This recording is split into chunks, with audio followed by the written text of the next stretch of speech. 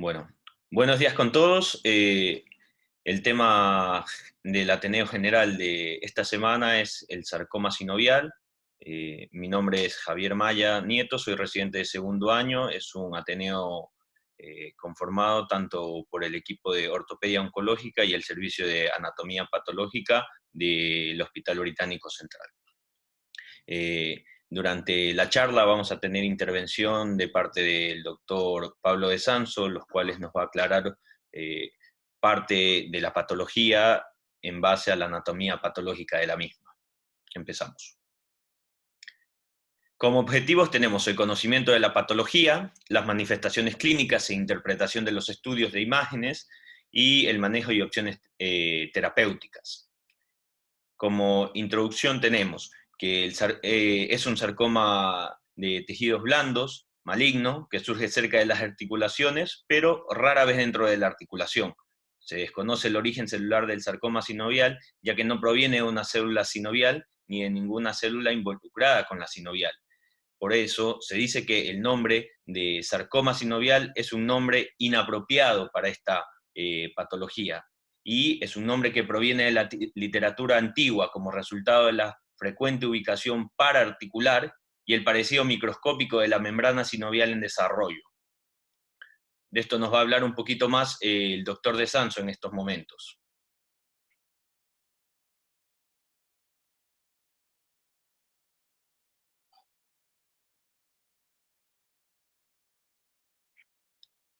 Doctor de Sanso. Sí, buen día, ¿me escuchan bien ahí? Sí, perfecto, doctor. Bueno, muy bien. El sarcoma sinovial, como bien mencionaba Javier, sigue siendo un tumor de histogénesis incierta. Los últimos trabajos que han propuesto algún tipo de histogénesis hablan de un posible origen en mioblastos, pero del año 2007, pero aún es un tumor cuya célula de origen se desconoce y persiste la nomenclatura de sinovial, que es una nomenclatura que en algún momento será modificada.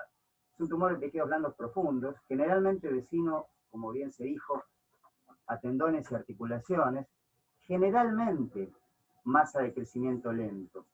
Pero ya vamos a ver que algunas de las variantes de este tumor pueden tener un comportamiento biológico agresivo.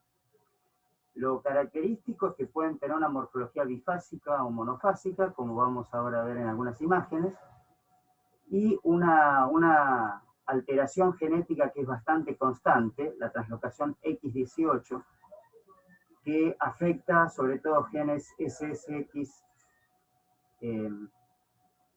18, SS18, SSX1, 2 o 4.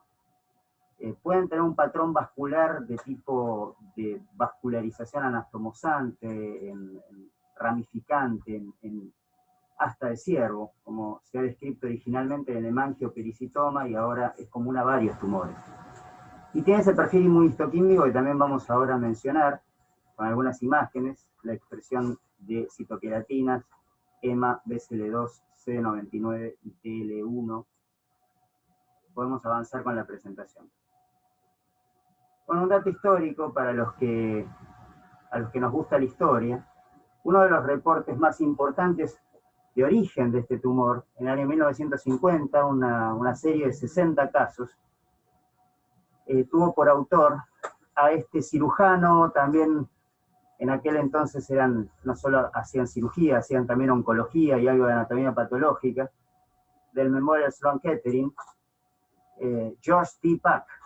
Ustedes saben que George T. Pack tuvo una participación fugaz, pero muy importante en nuestra historia, porque fue quien operó a Eva Perón, aunque en los papeles oficiales se dijo que había sido Ricardo Ginocchieto, que aparece allí junto a la paciente.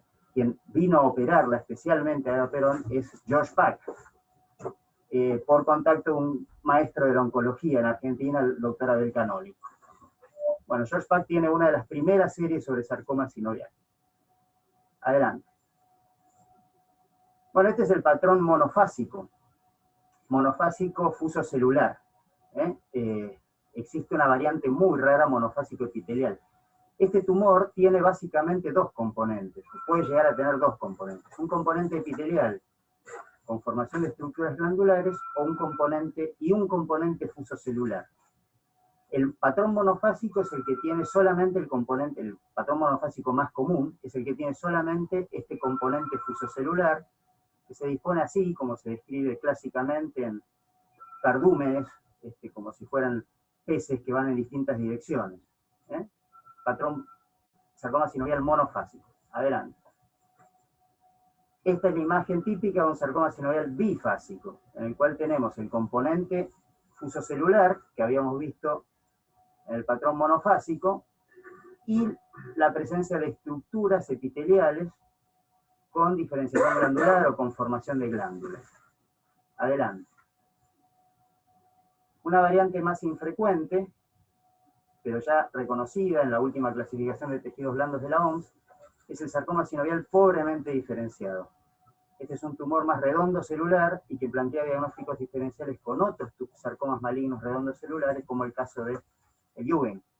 Y allí se ve también el patrón de vascularización ramificante en asta de ciervo.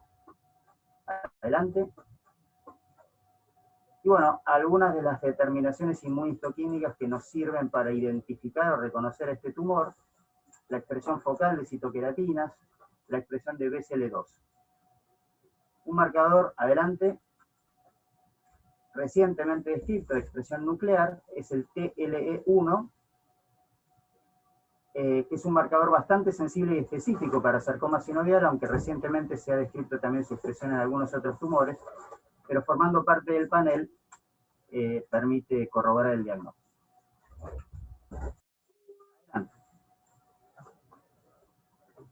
Muchas gracias, doctor. Continuamos. La epidemiología tiene una incidencia de 2,75 en cada 100.000 habitantes. Esto comprende aproximadamente el 6 al 9% de los sarcomas de los tejidos blandos en adultos. Es el cuarto sarcoma más común después del sarcoma pleomórfico, del liposarcoma y del leiomiosarcoma.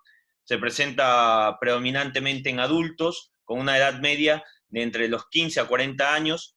Esto es notablemente más joven que la edad media de la mayoría de los otros sarcomas de tejidos blandos, que suele rondar entre los 50 años, y tiene una afectación levemente mayor hacia el sexo masculino. Aproximadamente el 80% de todos los sarcomas sinoviales primarios surgen en las extremidades, presentan una estrecha relación con los espacios periarticulares, más que todo alrededor de la rodilla o del tercio distal del muslo. En el ámbito pediátrico se presenta con mayor frecuencia a nivel de pie y tobillo, pero asimismo puede presentarse en otras regiones del cuerpo con una menor frecuencia. Este es un estudio en el cual nos demuestra que el sarcoma sinovial es una neoplasia maligna poco común. Se tomaron pacientes, o sea, las imágenes de los pacientes de 3 centros terciarios, del cual datan este estudio, se combinaron y se revisaron los datos, se juntó un total de 24 casos, entre esos 17 hombres y 7 mujeres, con una edad promedio entre los 4 y 21 años, una edad media de 13 años. De esta corte institucional combinada podemos observar cómo se describen tumores que surgen de variedad de ubicaciones anatómicas, teniendo una pequeña predisposición en el miembro inferior y más que todo en el tercio proximal y del muslo y a nivel de la rodilla. Como fisiopatología, vemos que el sarcoma sinovial típicamente muestra un alto grado histológico. La metástasis puede desarrollarse en un 30 a 60%, al igual que otros sarcomas. El pulmón viene a ser el sitio más común de metástasis, por ende también el que da de peor pronóstico. Otro lugar en el cual también da metástasis, pero en menor frecuencia, son los ganglios linfáticos. Dentro de la genética, que es un poco de lo que ya nos había hablado previamente el doctor De Sanso, como lo dijo, se caracteriza por la traslocación a nivel del cromosoma X, X18. Este se presenta en el 95% de los pacientes, puede tener 3 formas, de las cuales estas 2 son las más importantes. la tipo 1 y la tipo 2, las cuales podemos observar que la tipo 1 son de tipo bifásico y tienden a tener un peor pronóstico que las tipo 2. La presentación, tenemos que sintomatológicamente va a tener es un crecimiento de masa que puede ser o no periarticular, con un dolor variable, más que todo por la compresión nerviosa que puede llegar a presentar. Al examen físico tenemos la masa palpable con la linfadenopatía regional, como podemos ver en las imágenes, cómo se va presentando en diferentes regiones del cuerpo. Dentro de los estudios de imágenes tenemos las radiografías, que aproximadamente la mitad de las radiografías, en particular las que son asociadas a lesiones pequeñas, pueden parecer normales. Las calcificaciones se pueden observar en un 30%, las cuales a menudo son excéntricas o periféricas dentro de la masa del tejido blando y tienen un aspecto bastante inespecífico. Los hallazgos típicos en la ecografía son una lesión de tejido blando, bien circunscrita, hipoecoica, nodular, focal, generalmente con vascularización interna y a veces con focos calcificados. Se pueden usar también imágenes de ultrasonido que van a mostrar una vascularidad interna y un foco de calcificación con una sombra acústica posterior.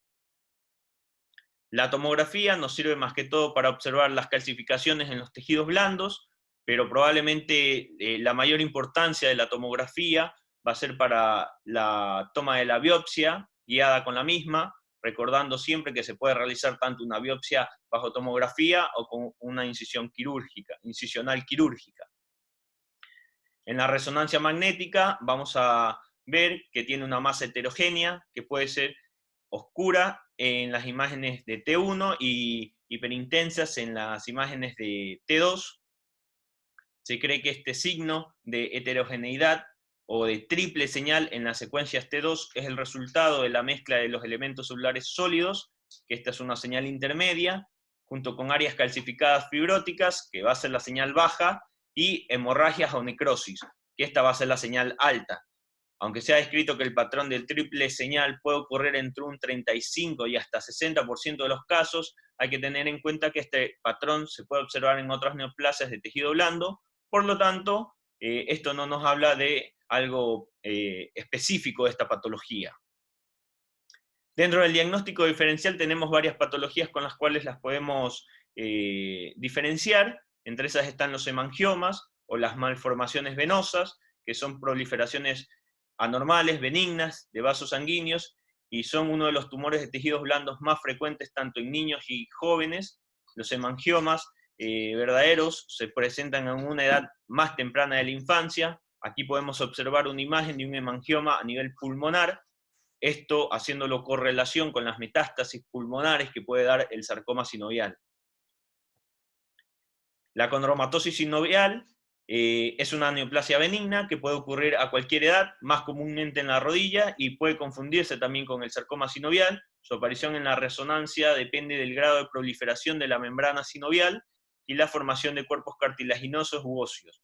Dentro de estos van a ser masas conglomeradas que pueden parecerse al sarcoma sinovial, tanto en las imágenes de T1 como en las de T2. Sin embargo, estos cuerpos no tienen ese realce, aunque puede haber un leve realce sinovial por la hiperplasia.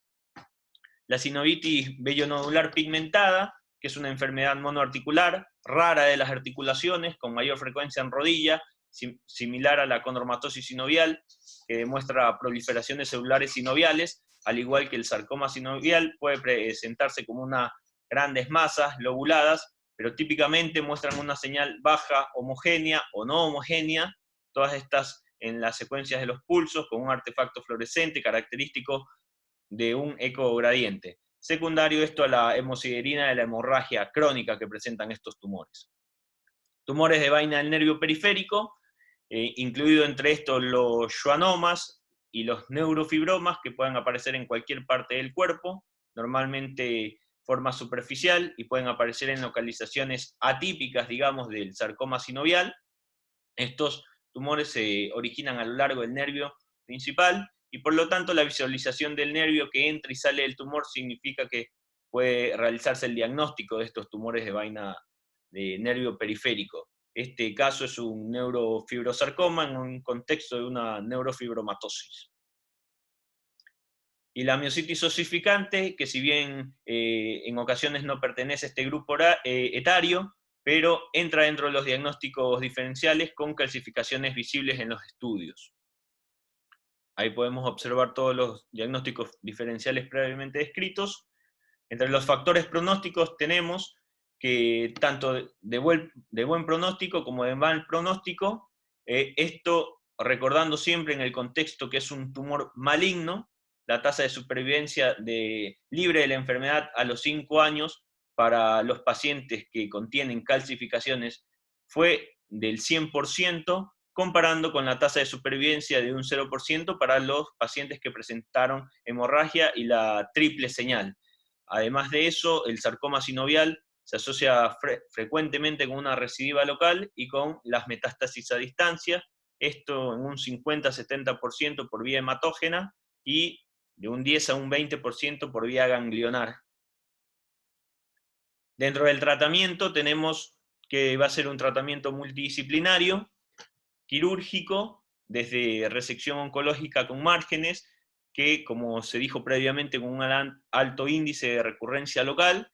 La quimioterapia puede tener tanto digamos, actuar de manera prequirúrgica y también postquirúrgica, así mismo como la radioterapia.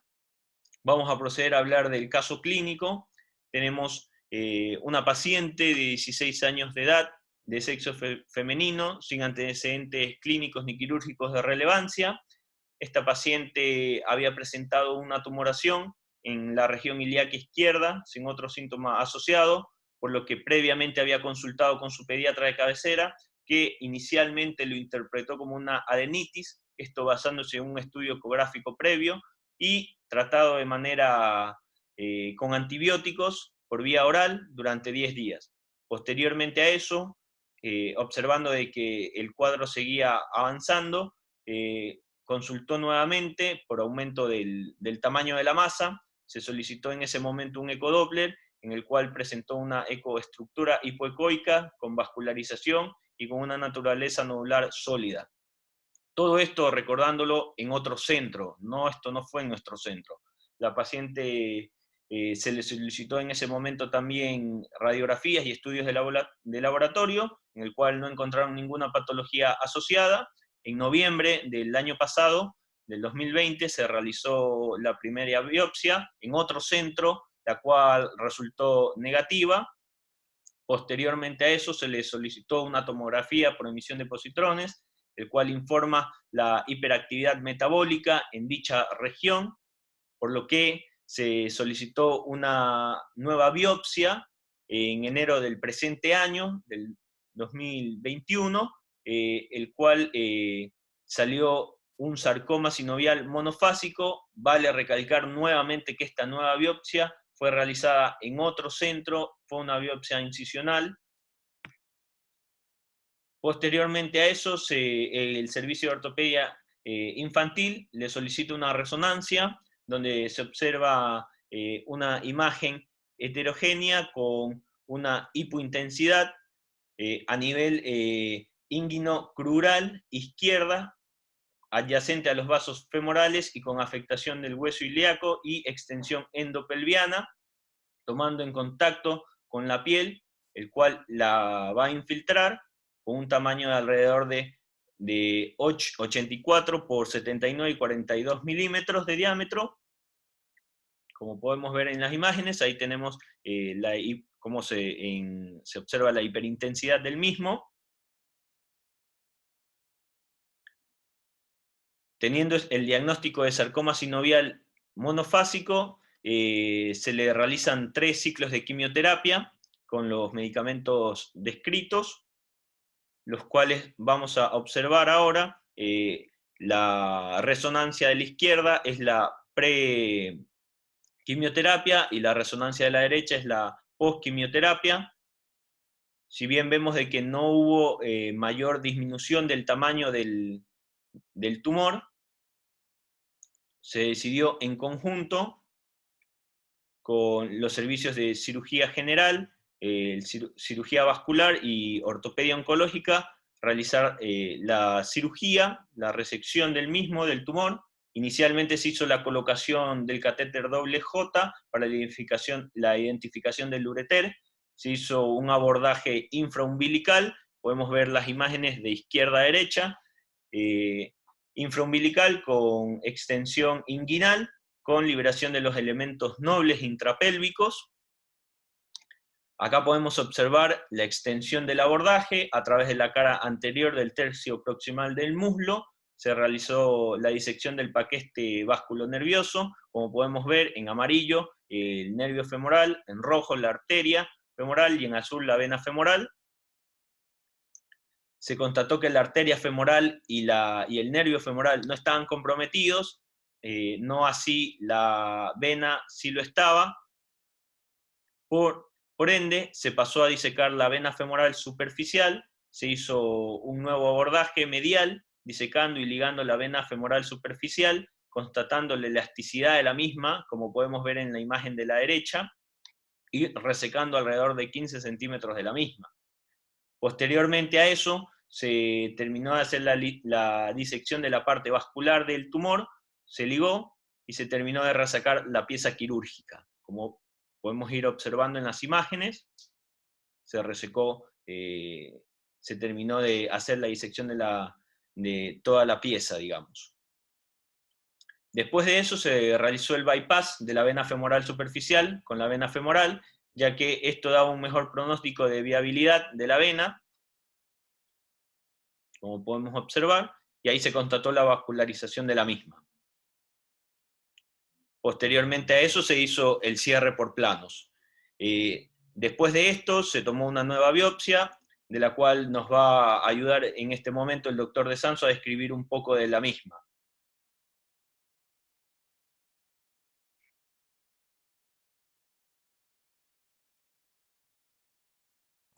Bueno, nosotros recibimos la pieza de resección quirúrgica que medía 10,5 por 8 por 3 centímetros, con los años de piel de 5 por 1 centímetro, y al corte incluía una formación tumoral bilobulada, sólida, blanquecina y amarillenta con áreas de hemorragia, que medía 6 por 4,5 centímetros.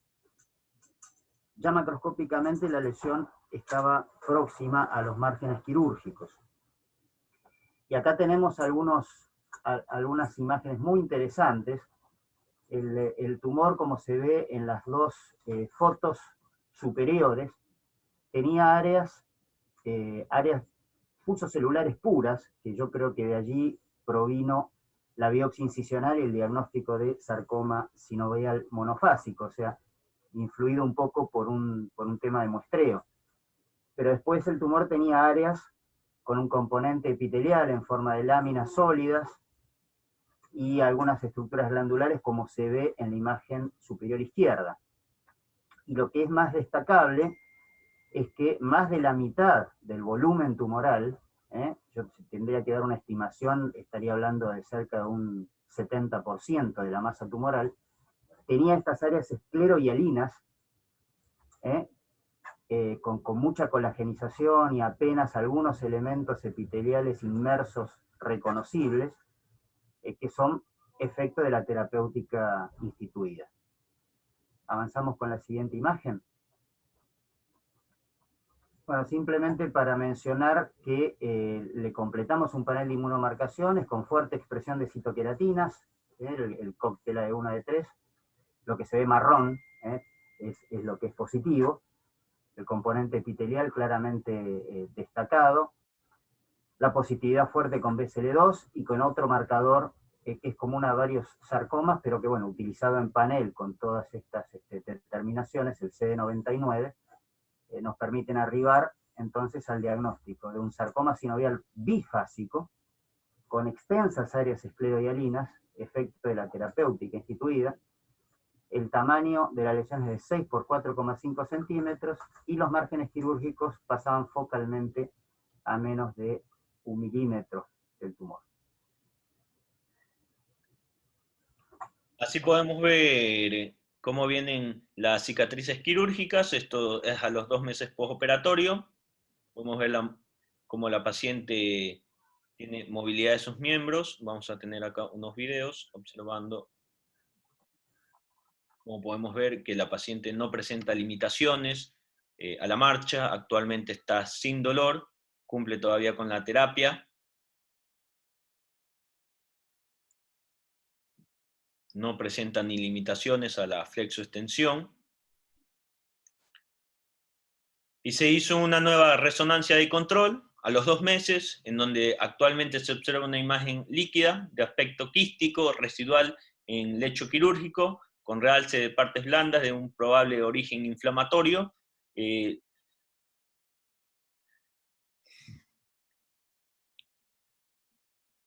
Tenemos de aquí otro caso clínico, que es una paciente de 44 años, de sexo femenino, sin antecedentes clínicos ni quirúrgicos de relevancia. La paciente nos había consultado por una tumoración en la región anterointerna de muslo derecho, tercio proximal, de 5 meses de evolución. Se le solicitó una resonancia, donde se observa en la secuencia T1 una hipointensidad y en la secuencia T2 una hiperintensidad. Posteriormente a eso se le hizo una biopsia, el cual dio de diagnóstico un sarcoma sinovial bifásico, y posteriormente a eso se le hizo en la biopsia postquirúrgica, dio el diagnóstico de un sinoviosarcoma de alto grado, hizo 3 ciclos de quimioterapia adyuvante y hizo tratamiento con radioterapia. Esta es la resonancia de postquirúrgica, donde se observan el realce de los cambios cicatrizales postquirúrgicos.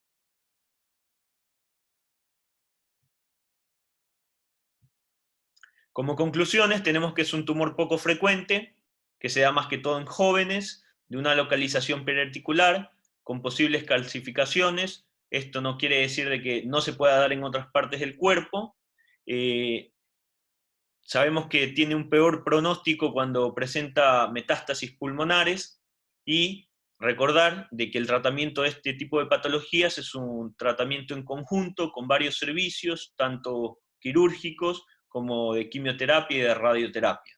Muchas gracias por su atención. Muchas gracias, Javier y Pablo. Muy buena la presentación.